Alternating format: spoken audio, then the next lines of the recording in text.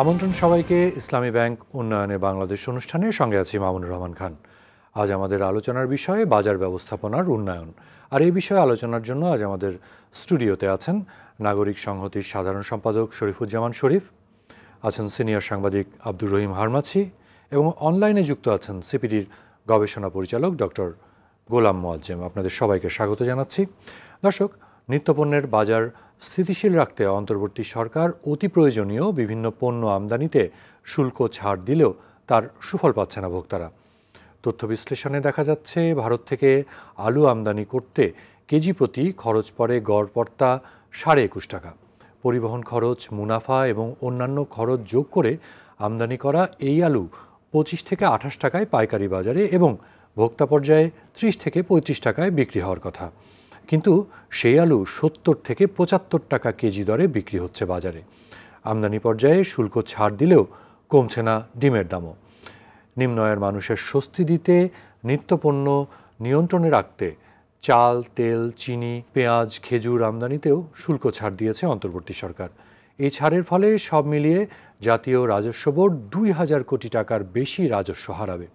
বিশাল এই শুল্ক ছাড়ে বাজারে এসব পণ্যের দাম উল্লেখযোগ্য হারে কমার কথা, অথচ দাম না কমে উল্টো বাড়ছে। একইভাবে দেশের পঞ্চগড়ে, যশোরে, ঝিনাইদহ কিংবা বগুড়ায় যেই সবজি পাইকারি পর্যায়ে বিক্রি হচ্ছে 22 থেকে 25 টাকা কেজি দরে, তা রাজধানীতে এসে হয়ে যাচ্ছে 90 থেকে 100 টাকা কেজি। দেশের বাজার ব্যবস্থার দুর্বলতার কারণে এমনটা হচ্ছে জানিয়ে বিশেষজ্ঞরা দীর্ঘদিন ধরে বাজার ব্যবস্থার সংস্কারের কথা বললেও নেওয়া হয়নি তেমন কোনো উদ্যোগ। এমন বাস্তবতায় সিন্ডিকেট কিংবা মুনাফালোভী ব্যবসায়ী বান্ধব না করে নিত্যপণ্যের বাজার ব্যবস্থাকে উৎপাদক ও ভোক্তা বান্ধব করতে কী ধরনের সংস্কার আনা প্রয়োজন তা নিয়ে আজ আমরা আলোচনা করব ইসলামী ব্যাংক উন্নয়নে বাংলাদেশ অনুষ্ঠানে। যাচ্ছি আলোচনায় ডক্টর খন্দকার গোলাম মোয়াজ্জেম, আপনাদেরকে দিয়েই শুরু করতে চাই। বিভিন্ন প্রতিবেদনে যেটি দেখা যায় যে আন্তর্জাতিক বাজারে নিত্যপণ্যের দাম নিম্নমুখী, অন্যদিকে দেশে আমদানি পণ্যে শুল্ক ছাড়ও দেওয়া হয়েছে, কিন্তু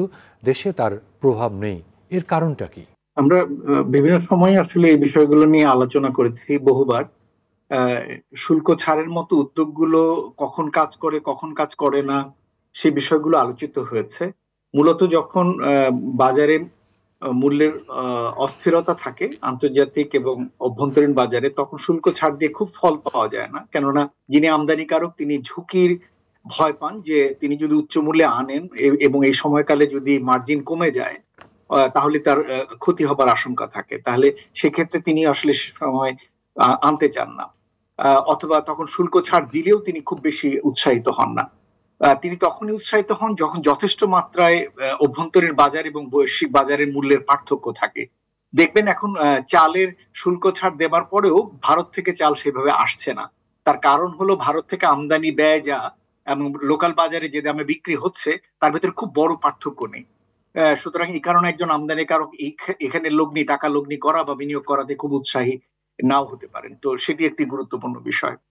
আর একটি যেটি বলা হয়ে থাকে, আমরা দেখতে পাচ্ছি যে এই সরকার বিভিন্ন মুখে উদ্যোগ নিয়েছে, নতুন সরকার, কিন্তু উদ্যোগগুলো সেই একই ঘরানার, অর্থাৎ আগের সরকারের সময় আমরা যে ধরনের বাজার ব্যবস্থাপনায় যে উদ্যোগগুলো দেখেছি সেই একই ধরনের উদ্যোগ আমরা এই সময়কালেও দেখছি।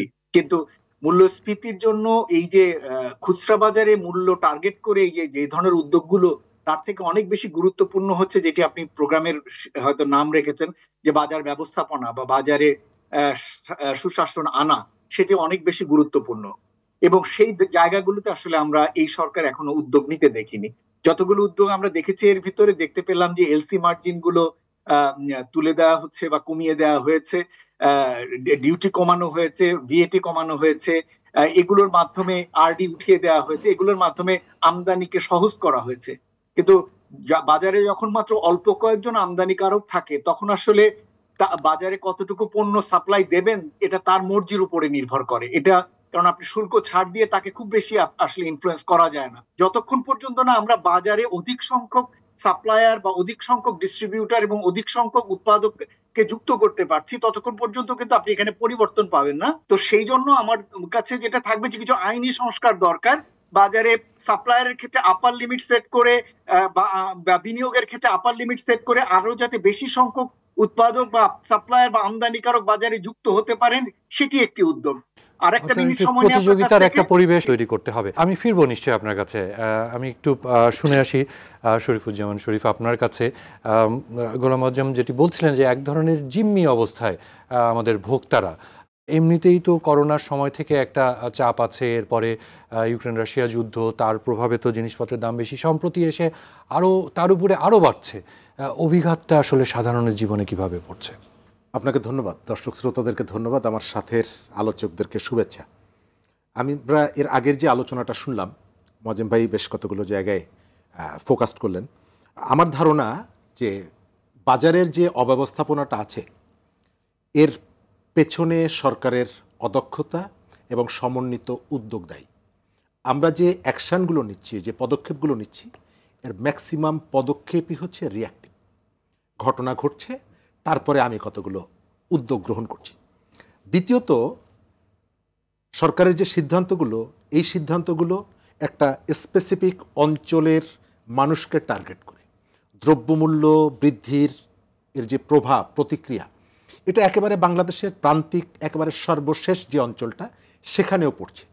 তো সরকার মনে করছে যে ঢাকা শহরে দুটো ওয়ার্ড মিলিয়ে এক ট্রাক পণ্য যদি আমি খোলা বাজারে বিক্রি করি তাহলে পরিস্থিতি স্বাভাবিক হয়ে যাবে। আমার কাছে মনে হয় এই যে উদ্যোগটা বা এই যে চিন্তাটা, এটা একেবারে নির্দিষ্ট একটা পকেটকে সন্তুষ্ট করার জন্য। গ্রামের যে মানুষ, গ্রামের যে ভোক্তা, সেই ভোক্তাদেরকে আপনি কোনোভাবেই আপনার পরিকল্পনার মধ্যে আনছেন না। যদি আনতেন তাহলে আপনার ওই যে উদ্যোগগুলো, সেই উদ্যোগগুলো গ্রাম পর্যন্ত কিন্তু যাওয়ার কথা। আমাদের কথা শোনার মতন কেউ নেই। রাজনৈতিক সরকারের আমলে আমাদের পাশে যারা বসতেন তাদের সাথে আমরা ঝগড়া করতাম, তর্ক করতাম, বিতর্ক করতাম। আজকে তো আমরা তাদেরকেও একটা অভিযোগ ছিল যে একটা সিন্ডিকেট, চাঁদাবাজি। সরকারি দলের পদে পদে আমি আপনাদের এই জায়গায় বাণিজ্য মন্ত্রণালয়ের একজন বড় কর্মকর্তা কোনো একদিন আমি তার সাথে আলোচনা করে তিনি বলেছিলেন যে চট্টগ্রাম অঞ্চল থেকে একটা ট্রাক ঢাকা পর্যন্ত আসতে 28,000 টাকা চাঁদা দিতে হয় তাকে। তো এখন কি দিতে হচ্ছে? সরকারের পক্ষ থেকে যদিও বলা হচ্ছে যে চাঁদাবাজদের হাত বদল হয়েছে। তো হাত বদল যদি হয়ে থাকে, আপনি এটি জানেন, তাহলে কোনো চাঁদাবাজকে কি গ্রেপ্তার করা হয়েছে? এই সময়কালে আপনি রাজনৈতিক পট পরিবর্তনের পরে চাঁদাবাজির ধরন যদি পরিবর্তন হয়ে যায়, চাঁদাবাজির যারা চাঁদাবাজ ছিল তাদের রাজনৈতিক পরিচয় যদি পরিবর্তন হয়ে যায়, আপনার তো শুধুমাত্র এক্সপ্লেইন করাটা আপনার দায়িত্ব না, আপনার দায়িত্ব হচ্ছে অ্যাকশন নেওয়া। আগের রাজনৈতিক সরকারের আমলে তারা যেমনিভাবে একটা কথা বলেছে, আমরা সেই ঘটনাগুলো দেখছি। এই কথাগুলো হয়তো কারো কারো খারাপ লাগতে পারে, কিন্তু সত্য কথা যেটা, যে সরকারের সঙ্গে জনগণের প্রত্যাশার যে ব্যবধানগুলো তৈরি হচ্ছে, জনগণ যে সরকারের প্রতি তার যে অভিমানের যে জায়গাটা, সমালোচনার জায়গাটা, তার বেসিক জায়গাটা হচ্ছে এই যে দ্রব্যমূল্য। আপনি এটিকে যদি কন্ট্রোল করতে না পারেন, আপনার যে পরিবর্তনের যে আকাঙ্ক্ষা, পরিবর্তনের জন্য যে ত্যাগ, কোনোটাই আপনার সুফল বয়ে আনবে না। ফিরবো নিশ্চয়। আব্দুর রহিম হারমাছি যে কথাটি শরীফ ভাই বলছিলেন, যে সাধারণ মানুষের যেই আকাঙ্ক্ষা সেটি পূরণের বিষয়, এবং সেটির জন্য তো সরকার আমদানি করা যে পণ্য সেখানে তো শুল্ক ছাড়ও দিল। এক হিসাবে তো আমরা বলছি যে প্রায় 2000 কোটি টাকার শুল্ক কম আসবে। তাহলে বাজারে এর প্রভাব নেই কেন? এইটি যাচ্ছে। ধন্যবাদ আপনাকে। আমি একটা পরিসংখ্যান বা তথ্য দিয়ে শুরু করতে চাই। সরকারি সংস্থা বাংলাদেশ পরিসংখ্যান ব্যুরো বিবিএস এর সর্বশেষ অক্টোবর মাসের মূল্যস্ফীতির তথ্য প্রকাশ করেছে। মজ্জুম ভাইও জানেন, সেটি হচ্ছে যে অক্টোবর মাসের সার্বিক মূল্যস্ফীতি দাঁড়িয়েছে হচ্ছে আপনার 10.87%। বিবিএস একইভাবে মজুরি সূচকের তথ্য দিয়েছে। সেই অক্টোবর মাসে বিবিএস এর তথ্য অনুযায়ী মজুরি সূচক হলো আপনার 8.06%।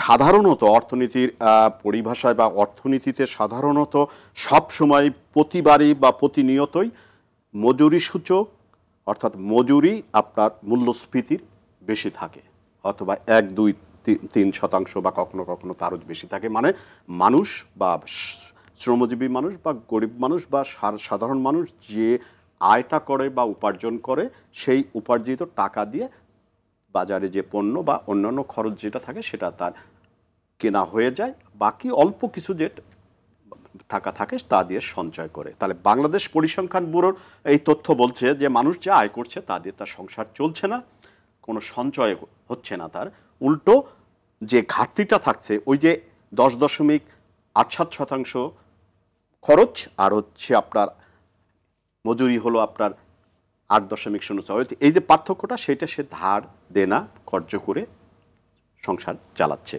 এইখানে যে মানে সমস্যা বর্তমান সময়ে সবচেয়ে যে বড় সমস্যা হচ্ছে, অর্থাৎ মানুষ যারা ধার দেনা পাচ্ছে না তাকে অবশ্যই কম খেতে হচ্ছে, বাজার থেকে পণ্যটি কিনছে না। এতে সার্বিকভাবে যেটা দাঁড়ায়, তাকে অপুষ্টিতে ভুগতে হচ্ছে বা ক্ষুধার্ত থাকলে মানুষের মধ্যে ক্ষোভ বা হতাশা নানান কিছু কাজ করছে। এই হতাশা বা ক্ষোভটাই কিন্তু আপনার বিগত সরকারের সময়ে মানুষের সবচেয়ে বেশি বিক্ষোভ করেছিল। মানুষ চেয়েছিল যে এইভাবে চলতে পারে না, এত দ্রব্যমূল্য বা বাজারের এই উত্তপ্ত পরিস্থিতিতে মানুষ অসহিষ্ণু হয়ে পড়েছিল, মানুষের নাজেহাল হয়েছিল, মানুষের দুর্ভোগ হয়েছিল। সেই কারণে কিন্তু এই নতুন সরকারকে সাধারণ মানুষ সার্বিকভাবেই বলেন প্রথম দিকে খুবই সাদরভাবে গ্রহণ করেছিল যে হ্যাঁ, এখন হয়তো অন্য কোনো কিছু না হলে বাজারের উত্তাপটা কমবে, দ্রব্যমূল্যটা কমবে। কিন্তু দুঃখজনক হলো সেটা হয়নি, উল্টো আগের সময়ের চেয়েও বেড়েছে। এটাই হলো সবচেয়ে গুরুত্বপূর্ণ বিষয়, যে মানুষ যে আশা করেছিল সে আশা তার হয়নি, উল্টো আরো ওই সময়ের চেয়ে ক্ষোভটা আরো বেড়েছে। এখন প্রশ্ন হচ্ছে, আপনি যে প্রশ্নটি করছিলেন, মানে সরকার তো কিছু ব্যবস্থা নিচ্ছে, সেটা আমরা দেখছি, কিছু সিদ্ধান্ত নিচ্ছে, পদক্ষেপ নিচ্ছে, তারপরেও কেন বাজারে না এখানে পদক্ষেপটা দেখেন, পদক্ষেপটা আপনি বলছিলেন, শুরুতেই বলছিলেন মজমে হলো শুল্ক কমিয়েছে। হ্যাঁ, শুল্ক বেশ কয়েকটি পণ্যের শুল্ক কমিয়েছে, কিন্তু আপনি দেখেন এই যে 3.5 মাস হতে চললো, 3.5 মাস হওয়ার পরে আপনার এই 3.5 মাসের মধ্যে এই যে একটু আগে শরীফ আলাপ করলো, মজম ভাই বলল যে এই যে কোটি কয়েক গোষ্ঠী বা সিন্ডিকেট, তাদের নিয়ন্ত্রণ করার জন্য বা তাদের হাত থেকে বাজারটাকে মুক্ত করার জন্য সরকারের পক্ষ থেকে কঠিন কোনো মেসেজ বা বার্তা আমি এখন পর্যন্ত কিন্তু পাইনি। শুল্ক কমানোর, আমার ছোট জ্ঞানে যেটা, শুল্ক কমানোর উদ্যোগটি নেওয়া হয় মানে সাধারণত এই কারণে যে ওই পণ্যটির দাম যেন আরও বেশি না বাড়ে, অর্থাৎ আপনার যে ঊর্ধ্বমুখী গতিটা ছিল সেটার জন্য স্থিমিত থাকে, স্টেবল থাকে বা স্থবির থাকে। আমি যতটুকু বুঝি যে শুল্ক এই কারণে কমানো হয়। সেই কারণে এই শুল্কটা এই কমানোর সুফল যে আমরা পাইনি সেটা কিন্তু আপনি এক কথায় বলতে পারবেন না। হয়তো যদি শুল্কটা কমানো না হতো তাহলে কিন্তু আরও বেশি বেড়ে যেতে পারত। আর যেটা সবচেয়ে আলোচনার বিষয়, যেটা আপনি শুরুতেই একটি পণ্যের উদাহরণ দিচ্ছিলেন, সেটা হচ্ছে আলু। এইখানে কিছু এই সরকার এই 3.5 বছরের যেটা ব্যতিক্রম কিছু ঘটনাগুলো ঘটছে সেটা আগে কখনো ঘটেনি।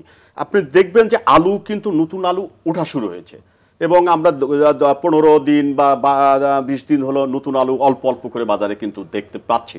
সাধারণত কি হয়, নতুন পণ্য যখন বাজার ওঠা শুরু করে তখন ওই পণ্যটির দাম নিম্নমুখী হয়, কিন্তু এখন আমরা দেখতেছি যে আলুর দামটা প্রতিদিনই বাড়ছে। যে আলুর দাম হয়তো গত সপ্তাহে 70 টাকা কেজি ছিল, সেটা এখন কিন্তু আজকেও কিন্তু 80 টাকা হয়ে গেছে। এদিকে আমদানিও হচ্ছে। মানে এইটা কারণ আমরা বুঝতে পারতেছি না যে পণ্যটি ওঠা শুরু হলো সেই পণ্যটি উঠলে দাম নিম্নমুখী হওয়ার কথা, সেটার দাম কেন ঊর্ধ্বমুখী হচ্ছে আমরা বুঝতে পারছি না। তবে এখানে কিন্তু একটি বিষয় বলে রাখা প্রয়োজন, ওই ডিমের ক্ষেত্রে কিছুটা সফলতা কিন্তু আমরা দেখেছি। ডিম কিন্তু 180 টাকাও হয়ে গেছিল ডজন, সেটা কিন্তু এখন 150 টাকাতেই মোটামুটি পাওয়া যায়। এখন যেটা আমার প্রত্যাশা ছিল এই সরকারের কাছে, সেটি হচ্ছে যে সবচেয়ে বেশি অগ্রাধিকার দেবে এই নতুন সরকার, এক হচ্ছে যে দ্রব্যমূল্য, আরেকটি হচ্ছে আইন শৃঙ্খলা পরিস্থিতি। কিন্তু দুঃখজনক হলো এই দুই ক্ষেত্রেই সরকারের মানে আমি যেটা বুঝতে পারছি না, সরকারের আন্তরিকতার অভাব নাকি সরকার ইচ্ছা করেই এই যে দুই দিকে অগ্রাধিকার দিতে চাচ্ছে না, আমি বুঝতে পারছি না। এই গভীরে আমার মনে হয় অন্য ধরনের বিভিন্ন আলোচনা হতে থাকে। কারণ সরকার যদি জনগণকে সত্যিকার অর্থে স্বস্তি দিতে চাইতো তাহলে প্রথমেই দ্রব্যমূল্য এবং আইন শৃঙ্খলার পরিস্থিতির দিকে সবচেয়ে বেশি নজর দিত। এই দুই জায়গায় কেন নজর দিচ্ছে না, এর গভীরে অন্য কোনো কারণ আছে কিনা?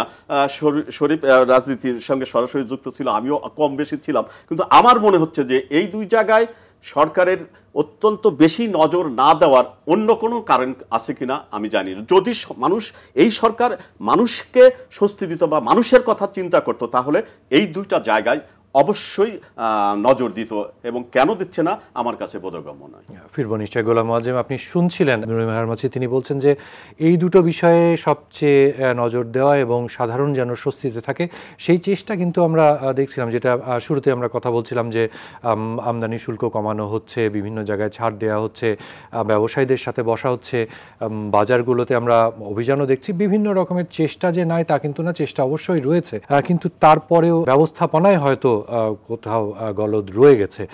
সেই জায়গাটাতেই জানতে চাই যে সংস্কার, বাজার ব্যবস্থার সংস্কার নিয়ে দীর্ঘদিন ধরেই আলোচনা চলছে, কি কি সংস্কার আসলে প্রয়োজন এবং যাতে করে ভোক্তা এবং উৎপাদকরা স্বস্তিতে থাকতে পারে। আমার মনে হয় যে প্রথমেই যেটা দরকার, যে সরকারকে এটা স্বীকার করা দরকার যে যে উদ্যোগগুলো নেওয়া হয় এই উদ্যোগগুলো আসলে খুব একটা কাজের উদ্যোগ না। সরকার এবং ব্যুরোক্র্যাটস যারা রয়েছে তারা আসলে এক ধরনের আত্মতুষ্টিতে ভোগেন, এবং কি এর পিছনে হয়তো ব্যবসায়ীদেরও এক ধরনের প্রচ্ছন্ন প্রভাব থাকে এই ধরনের উদ্যোগগুলো নেওয়ার পিছনে। কিন্তু এই উদ্যোগগুলো যে কোনো কাজে দেয় না এটা আগে স্বীকার করা দরকার, কারণ এই উদ্যোগগুলো বছরের পর বছর আমরা নিতে দেখি। কিন্তু এটার ক্ষেত্রে সরকারের যারা ব্যুরোক্র্যাটস রয়েছেন তারাও এখান থেকে কোনো শিক্ষা নেন না, এমনকি যারা অ্যাডভাইজার হচ্ছেন, মন্ত্রী ছিলেন, তারাও এখান থেকে কোনো শিক্ষা নিচ্ছে না। তা ওই একই ঘেরা টোপে তারা একই ধরনের উদ্যোগ বছরের পর বছর নিয়ে যাচ্ছেন। নতুন কোনো উদ্ভাবনী বা বাজারের কাঠামোগত যে সমস্যাগুলোর জন্য কি করণীয় সেটা দিকে তারা নজর দিচ্ছে না। আমি আপনাকে দু তিনটি জিনিস বলতে চাই। যেমন একটি হলো যে এই মুহূর্তে যে কোনো বাজারের ক্ষেত্রে একটা বড় বৈশিষ্ট্য হলো আপনার বাজারে কি পরিমাণ সাপ্লাই রয়েছে এবং সেই সাপ্লাই গুলো কার কাছ থেকে কতটুকু আসছে, এই তথ্য উপাত্তগুলো কিন্তু বাজার ব্যবস্থা সরকারের হিসেবে থাকার কথা। আমি যদি আপনাকে জিজ্ঞেস করি যে সরকারের কাছে কি আছে যে আগামীকালকে বা আগামী এক সপ্তাহের ভিতরে যে পরিমাণ সাপ্লাই আসবে আলুর, সেই আলুর সাপ্লাই গুলো কোন কোন আমদানিকারক, দেশের ভিতরে কোন কোন বড় সাপ্লায়ার বা কোন কোন বড় ডিস্ট্রিবিউটর বা আড়ত বা এর মাধ্যমে আসবে, কোন কোন বাজার থেকে আসবে, এই তথ্য কি সরকারের কাছে আছে? নেই। আপনি যতক্ষণ পর্যন্ত না আপনার তথ্যের উপরে আপনার কন্ট্রোল না তৈরি হবে, অর্থাৎ আপনি জানবেন না যে কার কাছে কত মজুদ রয়েছে এবং সেই মজুদ থেকে কে কতটুকু দৈনিক ছাড়ছে, কি মূল্যে ছাড়ছে, সেই মূল্য সে কে ওই পণ্যগুলো কিনছে এবং আগামী দিনে কি পরিমাণ পণ্য বাজারে আসতে পারে, ততক্ষণ পর্যন্ত কিন্তু আপনি বাজার ব্যবস্থার উপরে খুব বড় রকমের কোন প্রভাব ফেলতে পারবেন না। সবই আপনাকে হাতরে হাতরে অনুমানের উপরে নিতে হবে। সুতরাং প্রথম দরকার, এবং এটাও মনে রাখা দরকার যে মূল্য কিন্তু আজকের মূল্য নির্ধারিত হয় কিন্তু আজকের সাপ্লাইয়ের ভিত্তিতে না। আজকের মূল্য নির্ধারিত হয় আজকের সাপ্লাই এবং ভবিষ্যতে কি পরিমাণ সাপ্লাই আসবার সম্ভাবনা রয়েছে তার উপরে। কিন্তু সাপ্লাই চেইন গুলোতে এখন যেটা হয়েছে, প্রত্যেকটি পণ্যের সাপ্লাই চেইনে প্রচুর সংখ্যক ইনফর্মাল সাপ্লায়ার বা ইনফর্মাল এজেন্ট ঢোকেন, অর্থাৎ আড়ত পর্যায়ে, ডিস্ট্রিবিউটর পর্যায়ে প্রচুর লোক এখন টাকা লগ্নি করে।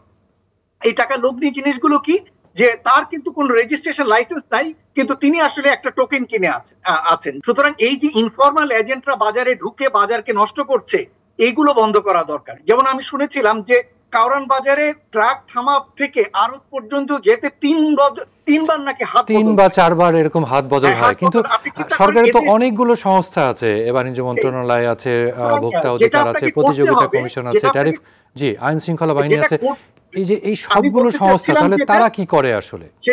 এখানে যেটা করা দরকার সেটা হচ্ছে বাজারে কোনো রকমের ইনফর্মাল কোনো এজেন্ট যাতে কোনোভাবেই বাজারে কোনো লেনদেনের সাথে যুক্ত না হতে পারে।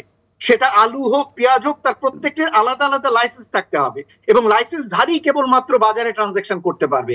এবং সেটা যদি করেন তাহলে যে ইনফর্মাল যে লগ্নি ব্যবসা, এগুলো আপনি নিয়ন্ত্রণ করতে পারবেন একেবারে। শরীফুজ্জামান শরীফ, আপনার কাছে একটু আসি। এই যে নিত্যপণ্য নিয়ে যে অবস্থা এবং বাজারের যে অবস্থাটা ডক্টর মোয়াজ্জেম বলছিলেন, তাতে করে আসলে ভোক্তাদেরকে স্বস্তি দিতে, দাম সহনীয় রাখতে, একটা যৌক্তিক পর্যায়ে রাখতে ভোক্তা অধিকার যে সংগঠন, তাদের করণীয় কি রয়েছে এবং তারা কতটুকু করতে পারে আসলে এক্ষেত্রে? আমার যেটা মনে হয় যে এটা একটা দুটো সংগঠনের ব্যাপার না, এটা একটা সমন্বিত পদক্ষেপ। এবং মোয়াজ্জেম ভাই যেটা বললেন, আমিও মনে করি যে আপনার এইখানে সরবরাহের যে জায়গাটা, আপনি একটা নির্দিষ্ট একটা গোষ্ঠীকে 3 জন 4 জন 5 জন 16, 18, 20 কোটি মানুষ কি খাবে কি খাবে না, কয় টাকা দিয়ে খাবে, তারা নির্ধারণ করে দিচ্ছে। এবং কখনো কখনো দেখা যাচ্ছে যে তাদের শক্তি সরকারের থেকে অনেক বেশি। যদিও আমি মনে করি একটা সরকার যদি আন্তরিক হয় তাহলে এই ধরনের যত শক্তিশালী সিন্ডিকেটই হোক না কেন তাদেরকে পরাস্ত করা সম্ভব। এটি নির্ভর করে সরকারের আন্তরিকতার উপরে। সরকারের দৃষ্টিভঙ্গিটাও পরিবর্তন করা দরকার। আমরা আমাদের এই জায়গাটায় যেটা দেখি যে আপনি ওই ইজি বাইকের চালক, আপনার ক্ষুধা লাগা যাবে না। আপনি চা শ্রমিক, আপনার ক্ষুধা লাগা যাবে না। আপনি আনসার, আপনার পেটে ক্ষুধা লাগবে কেন? আমরা এই দৃষ্টিতে দেখি যে তুমি গরিব মানুষ, হ্যাঁ তুমি না খেয়েছিলে, তুমি আরও 2 দিন না খেয়ে থাকো। আপনি যখন আপনার ক্ষুধার কথাটা বলছেন, আমি তার মধ্য থেকে ওই যে কনস্পিরেসি থিওরি নিয়ে আসছি। অথচ আমি অনুমান করছি না যে একটা পরিবারে, যে পরিবারটায় 2 কেজি আলুর দরকার হয়, এক সময় কিন্তু সব থেকে কম দামি ছিল আলু। বাসায় কিছু নেই, আচ্ছা আলু ভর্তা আর ভাত রান্না করো, আলু ভর্তা আর ভাত রান্না করো, সেই আলু এখন 75 টাকা আপনাকে কিনতে হয়। অর্থাৎ এই জায়গাটায় অনবরতভাবে আপনার ভুল পলিসি, আপনি যে পলিসি নিয়ে এগোতে যাচ্ছেন, আমি যেটা বললাম যে এই পলিসিটা হচ্ছে আর্টিফিশিয়াল পলিসি। আমি মনে করি যে বাজার ব্যবস্থাপনায় সব থেকে চমৎকার সিস্টেমটা হচ্ছে আমাদের এখন এনআইডি কার্ড আছে, অনেক রকমের নাগরিকের প্রমাণপত্র আছে। আপনি মহল্লাগুলো কেন্দ্রিক করেন, ওই যে রেশনিংয়ের দোকানটা চালু করেন। যে লোকটার 1 কেজি তেল দরকার, 1 লিটার তেল দরকার, উনি বাড়িতে যাওয়ার পথে ওই কার্ডটা দেখিয়ে সেখান থেকে কিনে নিয়ে যাবেন। সহজ সিস্টেম। কিন্তু আপনি এই যে শুল্ক ছাড়টা দিচ্ছেন, এই শুল্ক ছাড় কে পাচ্ছে? সিটি গ্রুপকে শুল্ক ছাড় দিয়ে আমার লাভটা কি? অমুক গ্রুপকে শুল্ক ছাড় দিয়ে আমার লাভটা কি? যারা বছরে শত শত হাজার হাজার কোটি টাকা ইনকাম করছে। বরং এই টাকাটা 10টা টাকাও যদি ওই যে নিচে যে রিক্সাওয়ালা তার কাছে দেওয়া যেত, তার উপকার হতো, এবং তারা এইগুলো তাদের দরকার। আমি যেটা মনে করি যে সরকারের যে ইন্টারভেনশন বাজারের ক্ষেত্রে, এটি ভুল। দ্বিতীয়ত হচ্ছে যে সরকারের মধ্যে আমি রাজনৈতিক আকাঙ্ক্ষাটা বেশি দেখি। সুতরাং এই অবস্থায় মানুষ দীর্ঘদিন, রহিম ভাই যেটি বলছেন খুবই কারেক্ট, যে মানুষ তার খাবার গ্রহণটা কমিয়ে দিয়েছে, তার পুষ্টির উপরে একটা প্রভাব পড়ছে, কিন্তু মানুষ একসময় এই জিনিসগুলো মেনে নেয় না এবং রুখে দাঁড়ায়। এবং রুখে দাঁড়ালে পরিস্থিতি কী হয় সেটি আমরা মাত্র 3-4 মাস আগে দেখলাম। ফিরবো নিশ্চয়।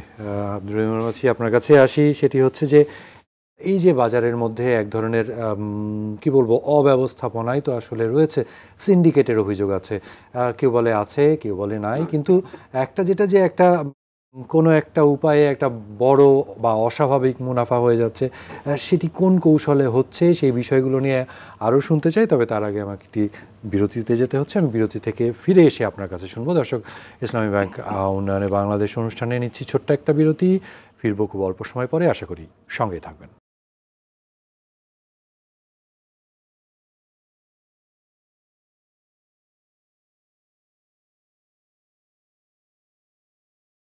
বিরতির পর আবারও স্বাগত ইসলামী ব্যাংক উন্নয়নে বাংলাদেশ অনুষ্ঠানে। সঙ্গে আছি মামুনুর রহমান খান।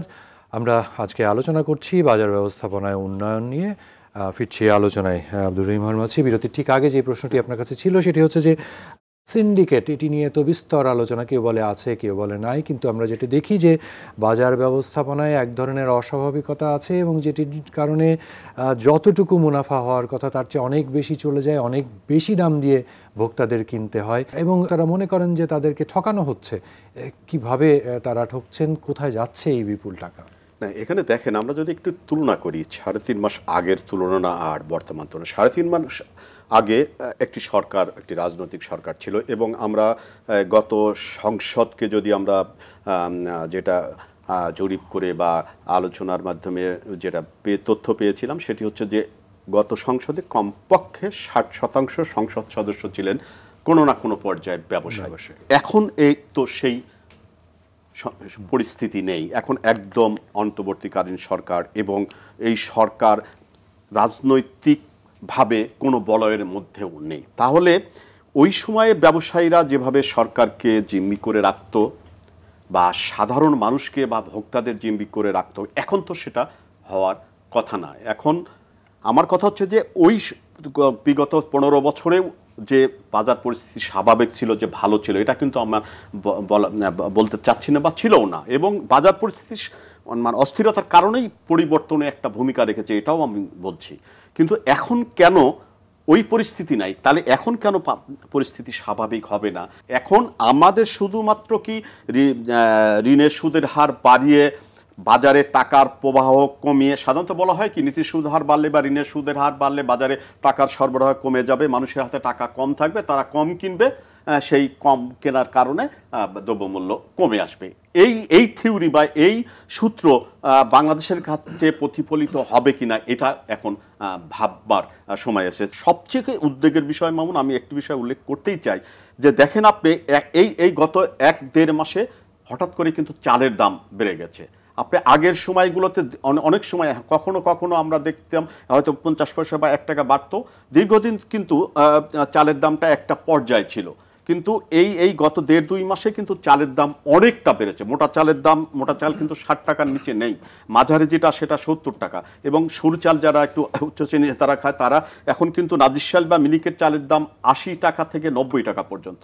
আগেও দেখতাম আমরা যখন প্রয়োজন, যখন চাল আমদানি করার প্রয়োজন তখন আমদানি হতো না, কিন্তু যখন বাজার আপনার কৃষকের ধানটা উঠতো, চালটা উঠতো, তখন আপনার আমদানি করা হলো। এবারও তাই হলো। এখন এই 1.5-2 মাস আগে যদি আপনি এখনকার চালটা আমদানি করতেন তাহলে কিন্তু এই যে সময়ের যে ঊর্ধ্বমুখী অবস্থা সেটা হয়তো, সেই কারণে গভীরভাবে চিন্তা ভাবনা করে, নতুন আঙ্গিকের চিন্তা ভাবনা করে, পরিবর্তিত প্রেক্ষাপটে চিন্তা ভাবনা করে নতুন সিদ্ধান্ত নিতে হবে। গদবাঁধা আগের ধারাবাহিকতা নিয়ে যদি আপনি ব্যবস্থা বা পদক্ষেপ নিতে চান তাহলে কিন্তু ফল ওই আগের মতোই আসবে, ভালো কিছু হবে না। গোলাম মঞ্জেম, আপনার কাছে একটু আসি যে 3টি পক্ষ, একটি তো যারা উৎপাদক আছে, ভোক্তা আছে, সরকার আছে। এই যে বাজারের এই অবস্থা এবং বিভিন্ন সময় আলোচনায় যে বিষয়টি উঠে আসছে যে এখানে একটা অব্যবস্থাপনা আসলে রয়ে গেছে, যেটা আমরা মনেই করছি। এই যে 3টি পক্ষ, কার কি করণীয়, কে কতটা করতে পারছে, কি করণীয় আরো? আমার কাছে মনে হয় যে সরকারের একটা নতুন জিনিস ভাবা দরকার।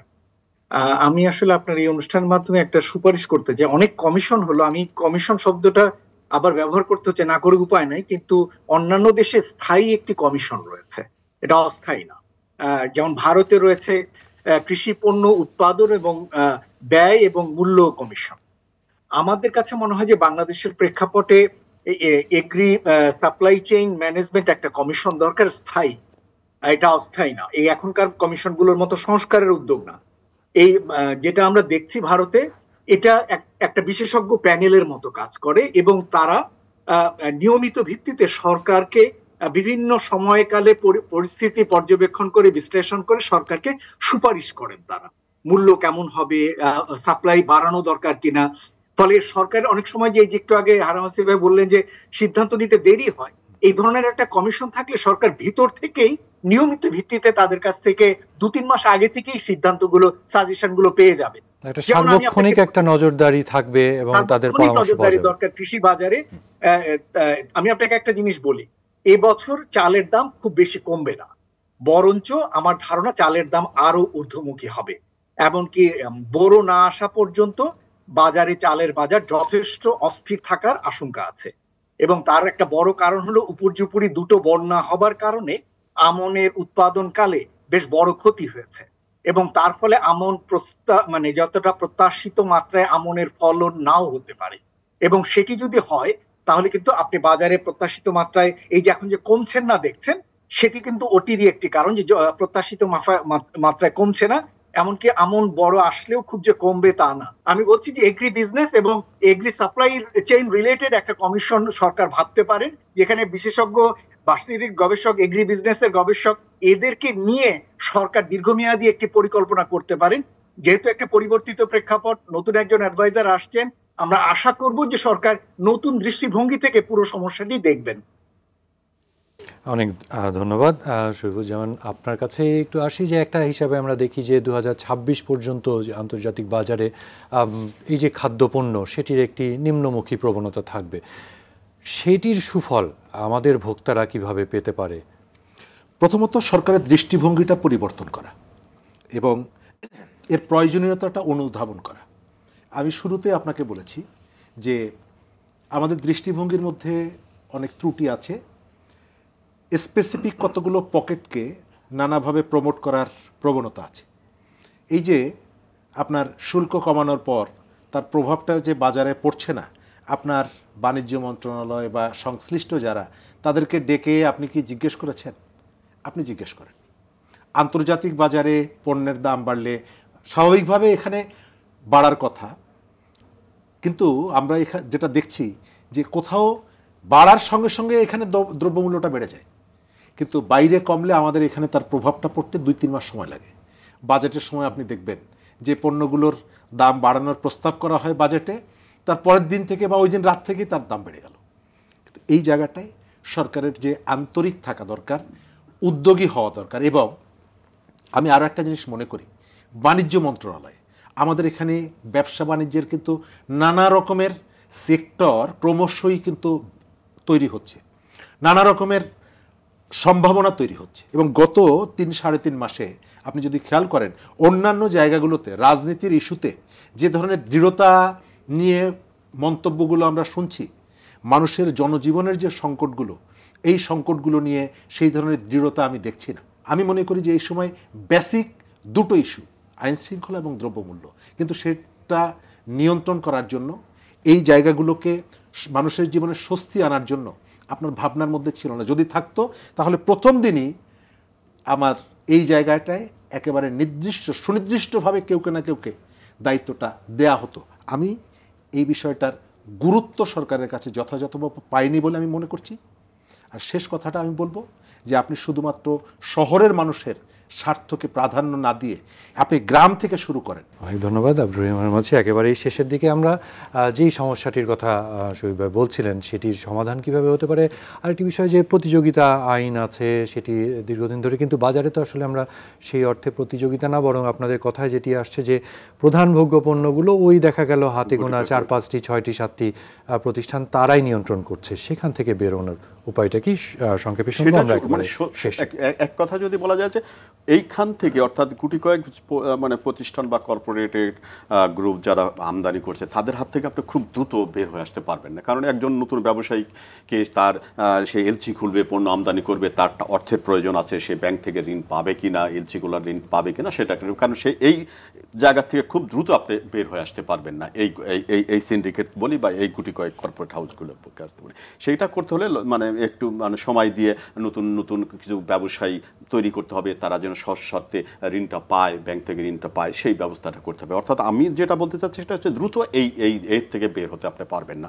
যেটা করতে হবে, যারা যে ব্যবস্থা এখন চলছে সেই ব্যবস্থাটাকে স্মুথলি করার জন্য, মসৃণ করার জন্য সরকারের পক্ষ থেকে মনিটরিং ব্যবস্থাটা মানে খুব দ্রুত কঠোর মনিটর করতে হবে। অর্থাৎ যারা আমদানি করছে তাদের বলতে হবে যে এই হচ্ছে ইন্টারন্যাশনাল মার্কেট, তুমি হয়তো প্রতি কেজিতে 1 টাকা লাভ করতে পারবে, এত টাকার মধ্যে তুমি পণ্যটা বিক্রি করতে হবে তোমাকে, আর যদি বেশি দামে বিক্রি করো তোমাকে শাস্তির আওতায় আসতে হবে এবং উদাহরণ দিতে হবে যে এই দেখো এইটি করেছে, এর এই শাস্তি হয়েছে।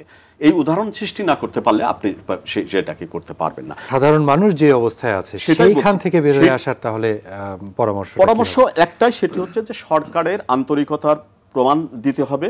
মানুষ যে কষ্টে আছে সেই কষ্টটা অনুভব করতে হবে। কারণটা হচ্ছে যে আপনি যদি দেখবেন, যদি সরকারের গুরুত্বপূর্ণ দায়িত্বে যারা আছেন, এই যে রিক্সা আলারা যে আন্দোলন সংগ্রামগুলো করলো, আমরা বিভিন্ন টেলিভিশন চ্যানেলের বাইরেও ইউটিউব বা অন্যগুলো, তাদের যে আকুতি, তারা কি খাবে, মানে তারা কিভাবে চলবে, তাদের যে আকুতিটা যদি সরকারের গুরুত্বপূর্ণ দায়িত্বে যারা পালন করছেন বর্তমানে, তারা যদি অনুধাবন করেন, অর্থাৎ মানুষের আয় উপার্জন কিন্তু সত্যিকার অর্থেই এখন কমে গেছে। হ্যাঁ, মজ্জাব ভাই বলছিলেন যে মানুষের আয় বেড়েছে, কিন্তু এই বর্তমান প্রেক্ষাপটে একজন রিক্সাওয়ালা আগে যে 1200 টাকা আয় করতো দিনে, তার কিন্তু এখন 700-800 টাকার বেশি হয় না। এই যে 400 টাকা কম আয় হচ্ছে, সেটা দিয়ে তার পরিবার চলছে কিনা, এটাই কিন্তু বড় বিষয়। সেই কারণে এই বিষয়টি, এই কষ্টটা আগে অনুধাবন করতে হবে এবং এই বিষয়ে আগে ব্যবস্থা নিতে হবে। আপনি অন্য কর্মকাণ্ড 6 মাস, 5 মাস, 4 মাস পরে করেন, কিন্তু মানুষকে একটু স্বস্তি দেওয়ার জন্য মানুষের কষ্টটাকে অনুধাবন করতে হবে। তা না হলে কিন্তু আপনি বুঝবেন না। আপনি সংসারে যখন বুঝতে পারবেন না যে আমার এইটা সংকট, এইটা চাহিদা বেশি, সেই অনুযায়ী যদি আপনি ব্যবস্থা না নেন, তাহলে কিন্তু আপনি সেই সমস্যাটা দূর হবে না। আন্তরিকভাবে সমস্যাটা মেনে নিয়ে তারপরে সমাধান করতে হবে। জি, আমরা একেবারে শেষ প্রান্তে আপনাদের অনেক ধন্যবাদ জানাচ্ছি আমাদের সময় দেওয়ার জন্য। দর্শক, আজ এ পর্যন্তই। আগামী সপ্তাহে আবারও ফিরে আসবো। সে পর্যন্ত সবাই ভালো থাকুন, সুস্থ থাকুন। সাথে থাকার জন্য ধন্যবাদ।